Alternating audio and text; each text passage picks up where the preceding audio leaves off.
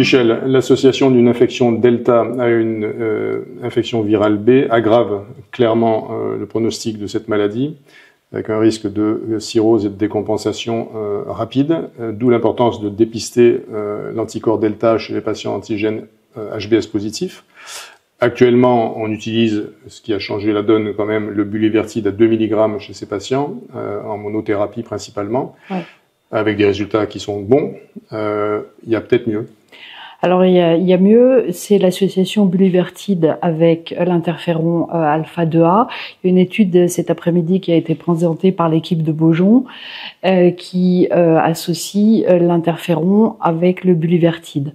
C'est une étude randomisée de phase 2. 2B, 174 malades au départ, 144 à la fin de l'étude.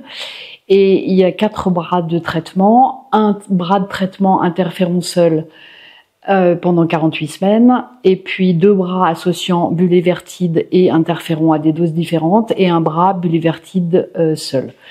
Les critères d'inclusion dans l'étude, c'était bien sûr une PCR delta positive, des transaminases supérieures à la normale, une cirrhose était possible mais il fallait qu'elle soit compensée, et puis il ne fallait pas de traitement par interféron dans les 6 mois précédant l'inclusion dans l'étude.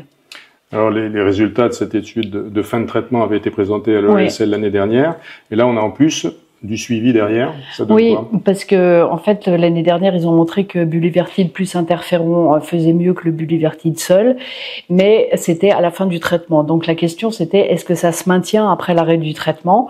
La réponse est oui, puisque on obtient une négativation de la PCR delta chez 46% des malades versus chez les malades bien sûr traités par bulevirtide 10 mg associant l'interféron pégylé versus 12% chez la malade traitée par du bulevirtide seul. Lorsqu'on arrête, ça se maintient. Chez les gens qui rechutent, est-ce qu'il y a des facteurs de risque de rechute ? Alors, il semble que les facteurs de rechute, en fait, ça soit un traitement antérieur par interféron qui n'a pas marché, et puis une PCR delta qui serait faussement négative à l'arrêt du traitement, parce que c'était une PCR quantitative avec un seuil de détection haut, et si on fait une PCR qualitative chez ces malades, on s'aperçoit qu'elle était positive en fait. Donc chez qui ça marche si on est proche de l'indétectabilité. Voilà. Une conclusion des auteurs ?